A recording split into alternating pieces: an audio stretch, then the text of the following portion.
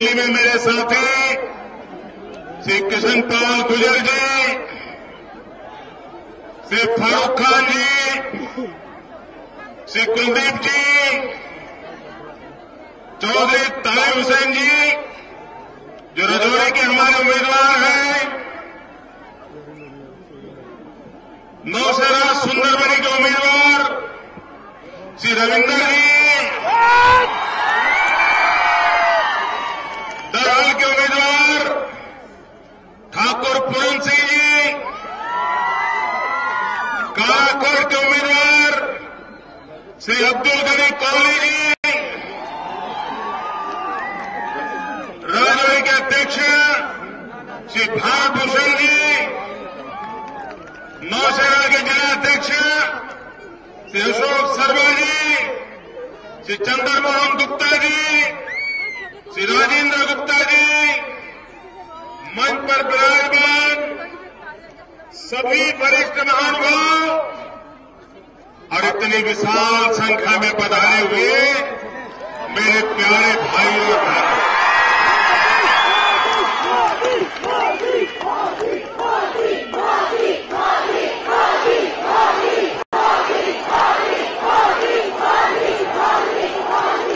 हमने सभाएं तो बहुत संबोधित की है, लेकिन हमने कभी भी 3 मंजिला सभा को संबोधित नहीं किया।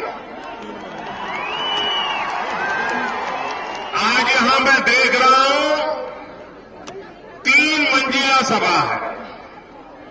1 मंजिला तो ये है, दूसरा वो पहाड़ी पर रोड पर सारी भीड़ खड़ी है, और तीसरा वो पहाड़ी पर लोग चढ़ करके खड़े हैं। मैं नहीं जानता उनको सुनाई देता होगा, लेकिन उनका प्यार उनको यहां खींच करके ले आया। भाइयों बहनों, आपने मुझे इतना प्यार दिया, शायद आज के युग में राजनीति में काम करने वाले व्यक्ति को इतना प्यार पाने का सद्भाग्य नहीं मिल सकता।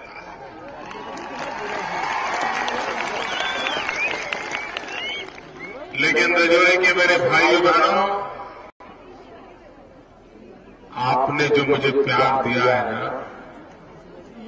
ये बेकार नहीं जाने दूंगा।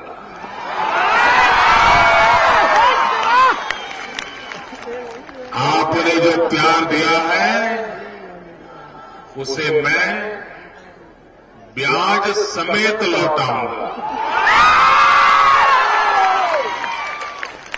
और विकास करके लौटाऊंगा।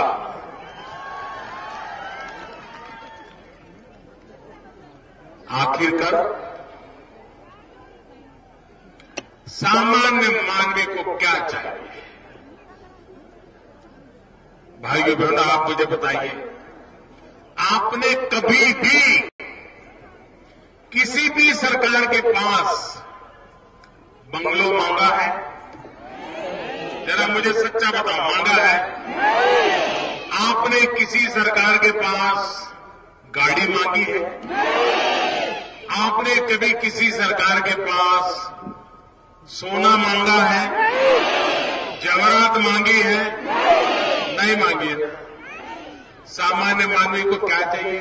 पानी चाहिए, बच्चों के लिए शिक्षा चाहिए, बुजुर्गों के लिए दवाई चाहिए, सड़क चाहिए, बिजली चाहिए। यही मांगा है ना? यही मांगा है ना?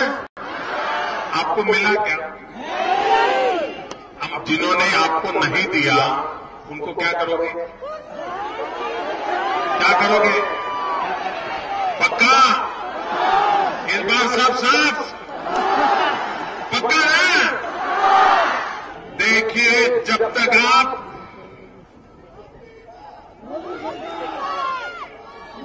अपने परिवार में भी बच्चा अगर गलती करता है तो माँ बाप उसको सजा करते हैं कि नहीं करते हैं? कितना ही प्यारा बच्चा हो लेकिन गलत करे तो सजा करते हैं कि नहीं करते हैं? ऐसे नहीं सब लोग बताओ, सजा करते हैं कि नहीं करते हैं? बच्चा कभी गलती करे तो कोई माँ बाप ऐसे हैं जो कहे लो बेटा लड्डू खाओ, अच्छा किया, बड़ी गलती कर दी। ऐसा कोई करता है क्या? नहीं करता है ना। मुझे बताइए, आपने 3 सरकारें देखी, कभी कांग्रेस की देखी है, कभी एनसी की देखी है, कभी पीडीपी की देखी है, कभी बाप बेटी की सरकार हो, पीछे कांग्रेस का समर्थन हो, कभी बाप बेटे की सरकार हो, पीछे से कांग्रेस का समर्थन हो। ये सब देखा है ना, ये देखा है ना। आपका भला हुआ क्या? आपका भला हुआ क्या? उन्होंने भ्रष्टाचार किया है कि नहीं किया है? मुझे बताइए, सजा करोगे? अगर आपने उनको सजा नहीं की और लड्डू खिलाया तो ज्यादा बिगड़ेंगे कि नहीं बिगड़ेंगे? बच्चा गलती करे और आप लड्डू खिलाओगे तो बच्चा ज्यादा गलती करेगा कि नहीं करेगा? अपना अपना बच्चा हो, प्रिय हो, सब हो, लेकिन आप उसको सुधारना चाहते हो नहीं चाहते हो? कि जम्मू कश्मीर में भी ये राजनीति के ठेकेदारों को सजा करने की जरूरत है। वो तो ये मान के बैठे हैं, ये उनका तो कारोबार ही पक्का है कि भाई 5 साल तुम काम करो, हम जलसे जुलूस में तुम्हारा विरोध करते रहेंगे, फिर हम 5 साल आएंगे, तुम विरोध करते रहना। एक बार तुम आओ, दूसरी बार हम आए, एक बार तुम आओ, दूसरी बार हम आए, तीसरे को दूसरे नहीं देंगे। ये मलाई खाते रहे कि नहीं खाते रहे? जम्मू कश्मीर के लिए समय की मांग है कि ऐसा बदलाव लाइए, ऐसा बदलाव लाइए। 25-50 साल आपका भला नहीं हुआ है, वो आने वाले 5 साल में हो जाए, ऐसा बदलाव लाने के साथ।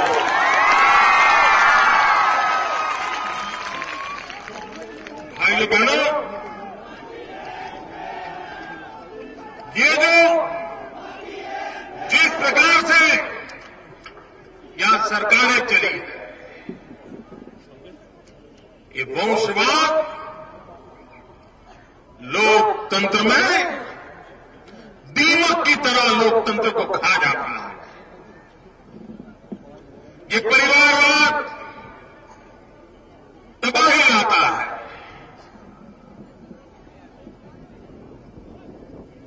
या तो बाप बेटा या बाप बेटी, कभी बाप बेटा कभी बाप बेटी।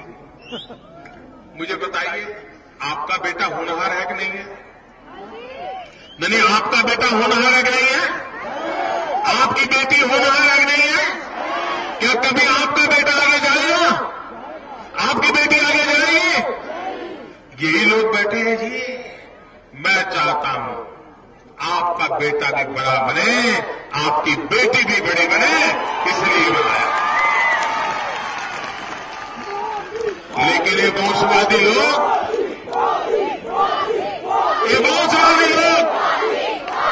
कभी आपका भला नहीं करेंगे, आपके बेटों का भला नहीं करेंगे, आपकी बेटी का भला नहीं करेंगे, वो सिर्फ खुद की भलाई के लिए काम करते रहते हैं। भाइयों बहनों, मैं राजनीतिक पहले भी आया, यहाँ काफी मेरे परिचित लोग बैठे, वहां भी बैठे। मैं संगठन का काम करने के लिए यहां आया करता था, छोटी छोटी बैठक लेता था। मेरे कार्यक्रम में कभी 25 लोग आते थे, कभी 50 लोग आते थे, लेकिन मैं बार बार यहां आता था, लगातार आता था। संगठन का काम करने के लिए पूरे सरहदी इलाके में जाता था। मैंने यहां चुनावी रैलियां भी देखी थी और दलों की भी देखी थी। लेकिन ऐसा जन सैलाब कभी नहीं देखा।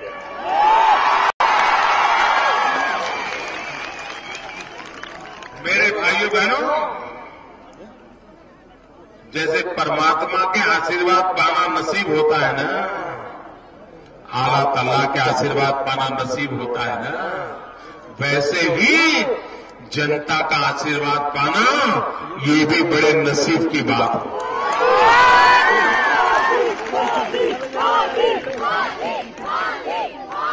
शायद हिंदुस्तान में कोई राजनेता ऐसा नहीं होगा भाई, हिंदुस्तान में एक भी राजनेता ऐसा नहीं होगा जिसको जम्मू कश्मीर की धरती पर इतनी बड़ी तादाद में आकर के लोगों ने आशीर्वाद दिए हो, ऐसा शायद कोई नेता नहीं किया। भाइयों बहनों, ये आपका आशीर्वाद, ये मेरी ताकत है। आजकल लोग मुझे एक सवाल पूछते हैं, बार बार पूछते हैं। वो पूछते हैं, मोदी जी आप थकते नहीं है क्या? मुझे पूछते हैं थकते नहीं है क्या?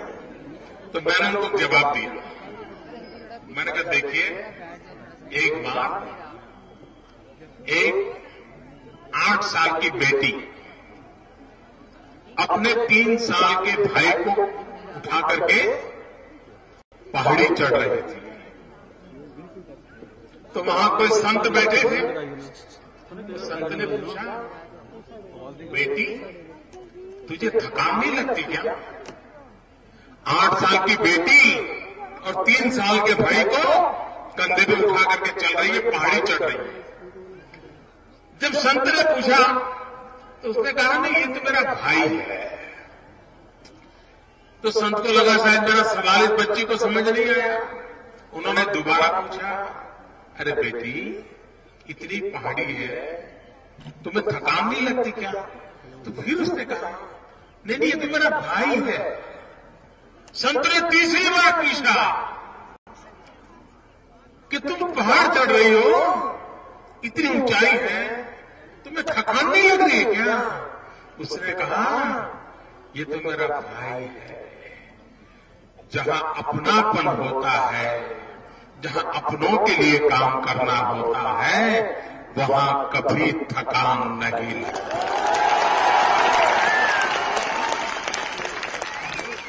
8 साल की बेटी को भी 3 साल का भाई, उसका अपना भाई था, कंधे पर उठाने में थकान नहीं लगती। तो मोदी के लिए तो ये 125 करोड़ देशवासी, ये मेरा परिवार।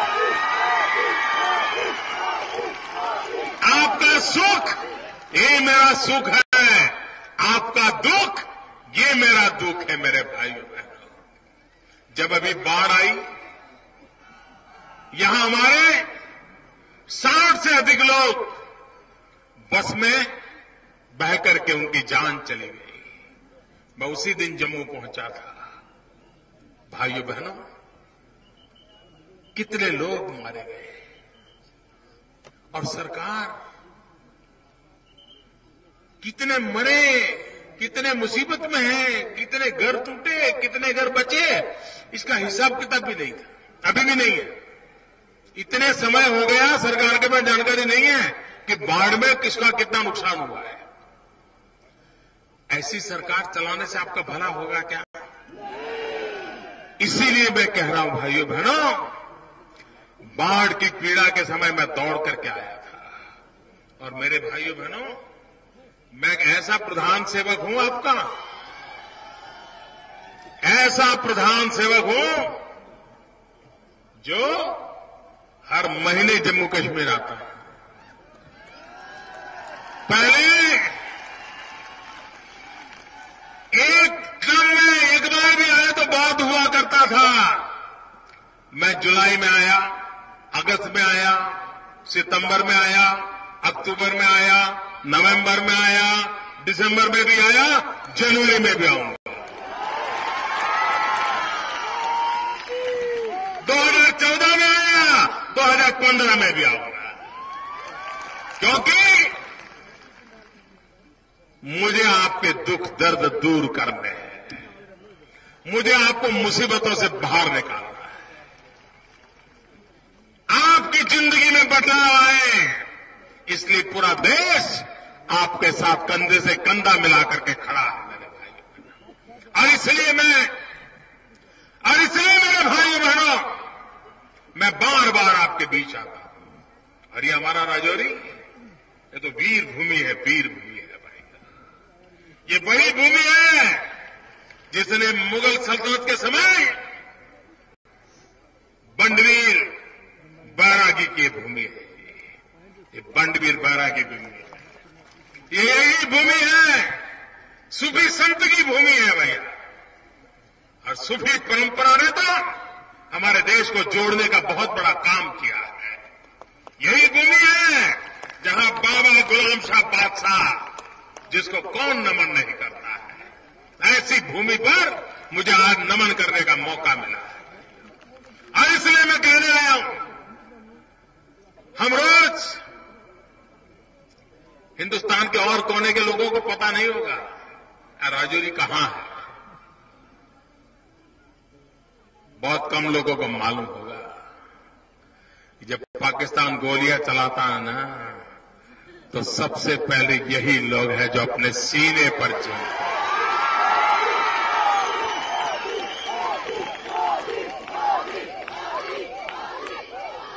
यहां से बाहर निकलो तो उस पार पाकिस्तान है। और ये वीर जनता देखो, ये वीर भूमि की वीर जनता देखो। शरीर पर यूनिफॉर्म नहीं है, हाथ में बम बंदूक और पिस्तौल भी नहीं है, शरीर पर कोई बुलेट प्रूफ जैकेट नहीं है, लेकिन मां भारती पर लगने वाली हर गोली ये लोग अपने परिवार के लोग झेलते रहे हैं और पाकिस्तान को कभी सफल नहीं होने दिया। ऐसे ये वीर लोग हैं जो देश की रक्षा करने के लिए यहां कंधे से कंधा मिला करके अपना जीवन आहूत करते रहे।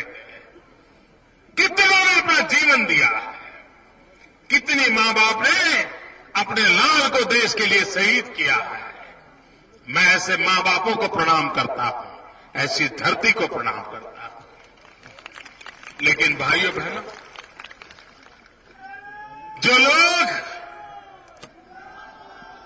देश की रक्षा के लिए सीमा छोड़ करके भागते नहीं हैं, सीमा पार से कितनी भी हरकतें हो वे हिलते नहीं हैं।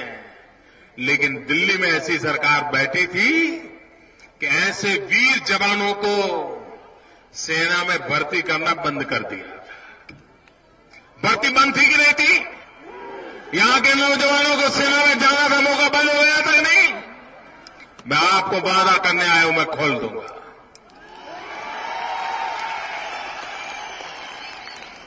यही तो लोग हैं आज भी निवृत्त सैनिकों की सबसे बड़ी तादाद इस इलाके में है, जिन्होंने अपनी जवानी देश के लिए खपा दी। ऐसे हजारों लोग यहां बैठे होंगे जो सेना में कभी न कभी सेवा करते थे। उनका निवृत्त सेनानियों का भी सम्मान बढ़े, ये हमने वादा किया हुआ है। वन रैंक वन पेंशन की बात करने की ताकत हमारे में थी, हमने करके दिखाया है और आने वाले दिनों में उसको पूरा करने के लिए हम भरसक कोशिश भी कर रहे हैं। भाइयों बहनों, कभी कभी हमारे पुलिस के जवान, उन्होंने कितने बलिदान दिए हैं, लेकिन हमारा उस पर ध्यान नहीं जाता है। मीडिया में भी उसकी चर्चा नहीं होती और कभी कभी मुझे इसकी पीड़ा होती है। क्या पुलिस का जवान साहब शहीद हो जाए, नागरिकों की सेवा में अपनी जान की बाजी लगा दें, क्या वो शहीद नहीं है क्या? मुझे स्थिति बदलनी है।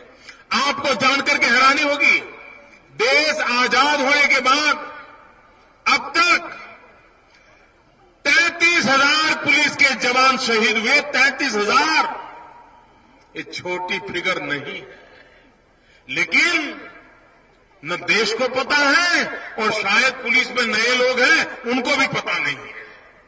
कितना बड़ा बलिदान सामान्य मानवी की सुरक्षा के लिए इन पुलिस के जवानों ने दिया। भाइयों बहनों, जब तक हम अपने इन रक्षा बलों का सम्मान नहीं करेंगे, इन जवानों का सम्मान नहीं करेंगे, उनके गौरव के लिए हम खड़े नहीं रहेंगे, तो भाइयों बहनों, हमारी आत्मा हमें माफ नहीं करेगी।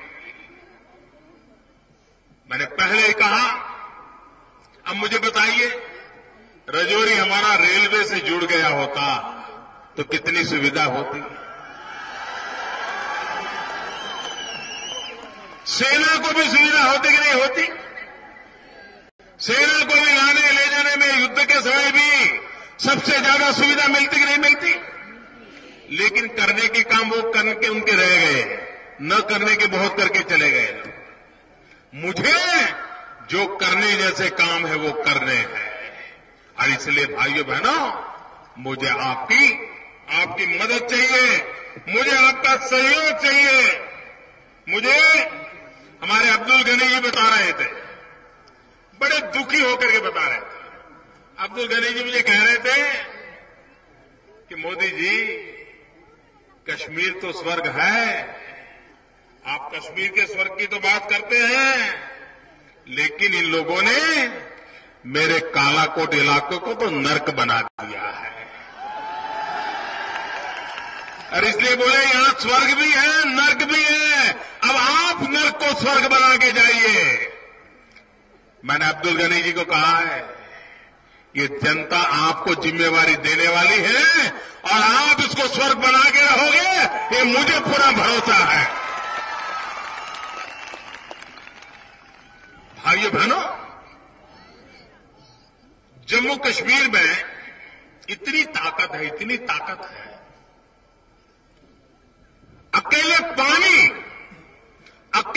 पानी की ताकत इतनी है कि जम्मू कश्मीर इस पानी से बिजली पैदा करके पूरे हिंदुस्तान का अंधेरा दूर कर सकता है। जो जम्मू कश्मीर हिंदुस्तान को अंधेरे से बाहर निकाल सकता है, वो जम्मू कश्मीर खुद आज अंधेरे में डूबा हुआ है। इससे बड़ा दुर्भाग्य क्या हो सकता है? और इसलिए मेरे भाइयों बहनों, हम बिजली के कारखाने देश के लिए, जम्मू कश्मीर के जीवन के लिए लगाना चाहते हैं। हम लद्दाख जहां पर सूरज सबसे ज्यादा जब तपता है तब सबसे ज्यादा तपता है। लद्दाख की विशिष्ट भूमि रचना है। हम वहां सोलर पार्क लगा करके दुनिया का सबसे ऊंचा सोलर पार्क खड़ा करना चाहते हैं, ताकि जब बर्फ हो, कठिनाइयां हो, तब भी गुजारा करने का आश्रय मिल जाए, उस दिशा में हम प्रयास कर रहे हैं। भाइयों बहनों, यहां पर दूर सुदूर रास्तों का नेटवर्क, अगर व्यापार रोजगार बढ़ाना है तो यहां इंफ्रास्ट्रक्चर की सुविधाएं बढ़ानी होगी। यहां के किसान जो मेहनत करते हैं, वो जो उत्पादन करते हैं, उसकी मूल्य वृद्धि पर काम करना होगा। हम उस पर बल देना चाहते हैं। टूरिज्म का क्षेत्र इतना बड़ा है भाइयों बहनों, और ऐसा नहीं है कि जम्मू कश्मीर में सिर्फ घाटी में ही टूरिस्ट जाना चाहता है। टूरिस्ट पुंछ भी आना चाहता है, राजौरी भी आना चाहता है, कठुआ भी आना चाहता है। टूरिस्ट के लिए जम्मू कश्मीर के हर इंच की धरती उसके लिए आकर्षण का केंद्र है, लेकिन उसके प्रति उदासीनता बरती गई। और टूरिज्म एक ऐसा क्षेत्र है कि जहां कम से कम पूंजी निवेश से अधिक लोगों को रोजगार मिलता है। जब टूरिस्ट आता है, ऑटो रिक्शा वाला भी कमाता है, टैक्सी वाला भी कमाता है, रेस्टोरेंट वाला भी कमाता है, छोटे मेहमान रखने के लिए मकान बनाए होंगे, कमरे बनाते हैं, तो कमरे वाले भी कमाते हैं। 10-12 रूम कमरों का छोटा होटल बनाया है, वो भी कमाता है। फल बेचने वाला कमाएगा, फूल बेचने वाला कमाएगा, पूजा का सामान बेचने वाला कमाएगा, अरे चाय बेचने वाला भी कमाता है।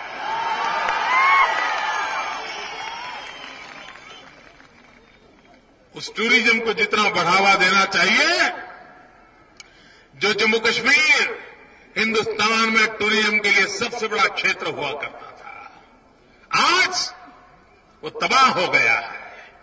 मुझे दोबारा उसको जिंदा करना है। देश के लोग नहीं, दुनिया के लोग टूरिज्म के लिए आए, यहां के नौजवान को रोजगार मिले, उसके लिए हमें बल देना है। शिक्षा के दाम मैं जानता हूं, यहां के लोगों की शिकायत रहती है कि साहब ये घाटी के लोग, सब सरकारें हमारे इलाके के साथ अन्याय करते हैं, जम्मू वालों के साथ अन्याय करते हैं। ऐसी शिकायत रहती है ना? रहती है ना? घाटी के लोग यहां अन्याय करते हैं, ऐसी शिकायत रहती है ना? भाइयों बहनों, मैं हैरान हो गया। अभी श्रीनगर में मेरी रैली थी। श्रीनगर के अंदर वहां के लोग मुझे मिले, उन्होंने कहा साहब श्रीनगर में भी उस इलाके में ऐसा होता है, हमारे इलाके को अन्याय होता है। श्रीनगर जैसे शहर में भी राजनीति की बदबू इतनी भयंकर आती है कि एक इलाके को पूरी तरह उपेक्षित रखा गया है और दूसरे इलाके की शान शौकत बढ़ाई जाती है। क्या सरकार में बैठ करके भेदभाव करने का अधिकार है क्या भाई? भेदभाव करने का अधिकार है क्या? मैं दिल्ली में बैठा हूं तो मुझे गुजरात प्यारा लगे और जम्मू कश्मीर प्यारा न लगे, ये चल सकता है क्या? मेरे लिए जम्मू कश्मीर भी उतना प्यारा होना चाहिए जितना गुजरात मेरे लिए प्यारा होना चाहिए। ये भेदभाव नहीं चल सकता है, कोई भेदभाव नहीं चल सकता है। राज्यों के बीच भेदभाव नहीं होना चाहिए, समाज के बीच भी भेदभाव नहीं चलना चाहिए। 125 करोड़ देशवासी एक ही है, किसी के साथ भेदभाव नहीं होना चाहिए। जो बच्चा पढ़ने में योग्य है, सबको पढ़ने का अवसर मिलना चाहिए। अगर बूढ़े मां बाप है तो हर एक को दवाई मिलनी चाहिए। और इसी काम को लेकर के हम कहते हैं सबका साथ सबका विकास। हमें सबका साथ भी चाहिए और हमें सबका साथ विकास भी करना है। भाइयों बहनों, आप लिख के रखिए मेरे शब्द, जम्मू कश्मीर के बदलाव शुरू हो चुका है।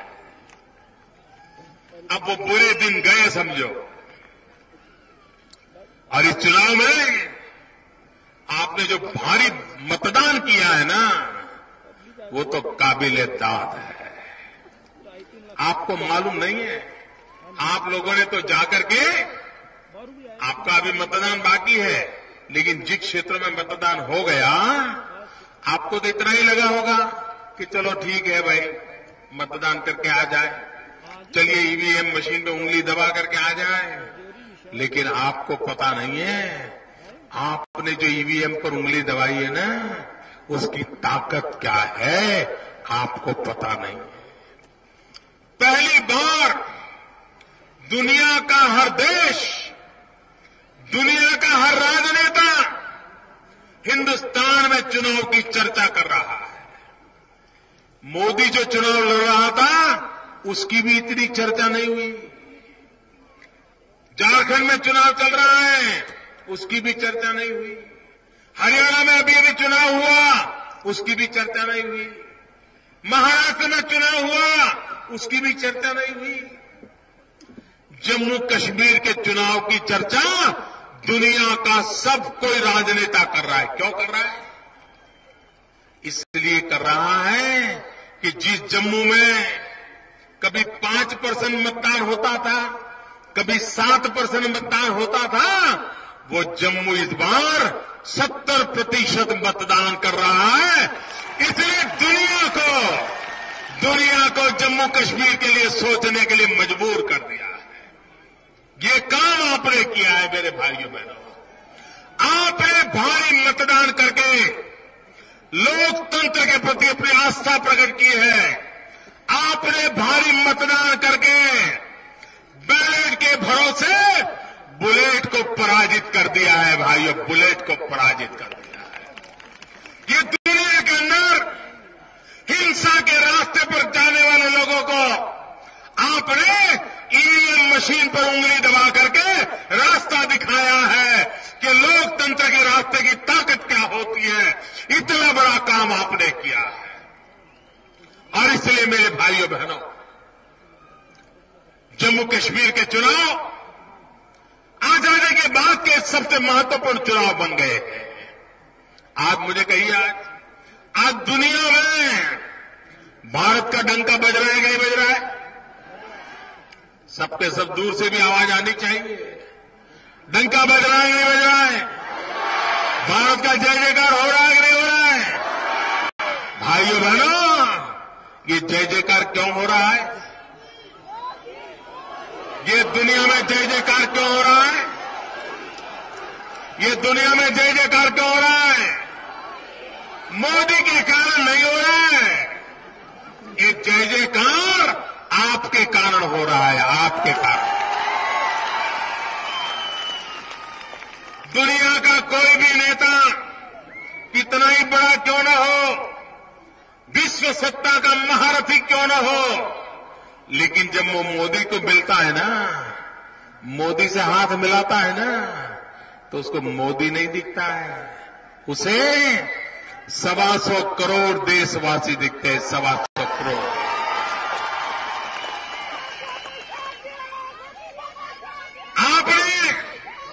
आपने दिल्ली में जो पूर्ण बहुमत की मजबूत सरकार बनाई है, ये पूर्ण बहुमत की मजबूत सरकार की ताकत है कि आज पूरी दुनिया हिंदुस्तान का लोहा मानने लगी है। दुनिया में हिंदुस्तान का जय जयकार हो रहा है। आप चाहते हैं जम्मू कश्मीर का जय जयकार चाहते हैं? आप जम्मू कश्मीर का जय जयकार चाहते हैं? दुनिया में जम्मू कश्मीर की वाहवाही चाहते हैं? तो आपको भी यहां पूर्ण बहुमत की भाजपा की सरकार बनानी चाहिए। आज ये दूरी नहीं, फिर इधर से मदद लेनी पड़े, उधर से मदद लेनी पड़े, ऐसी सरकार मत बनाइए। पूर्ण बहुमत की मजबूत सरकार बनाइए। और मैं आपको विश्वास दिलाता हूं, आप हमें पूर्ण बहुमत दीजिए, हम आपको पूर्ण विकास देंगे। भाइयों बहनों, पूर्ण विकास। भाइयों बहनों, आपने जो प्यार दिया है, सम्मान दिया है, कोई कल्पना कर सकता है कि इतनी बड़ी रैली, ये पॉलिटिकल पंडित जो दिल्ली में बैठे हैं ना, उनको तो समझ ही नहीं आता है चुनाव में क्या होगा।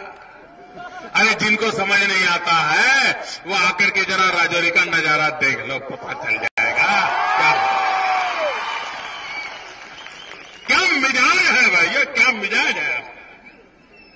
भाइयों बहनों, ठंड बढ़ती चली जा रही है। ठंड कितनी ज्यादा क्यों न हो, मतदान को और आगे बढ़ाइए। अब तक जितना मतदान हुआ है उसके सारे रिकॉर्ड रजौरी वाले तोड़ दे भाइयों, तोड़ेंगे पक्का। बहुत बहुत शुभकामनाएं, बहुत बहुत धन्यवाद भाइयों।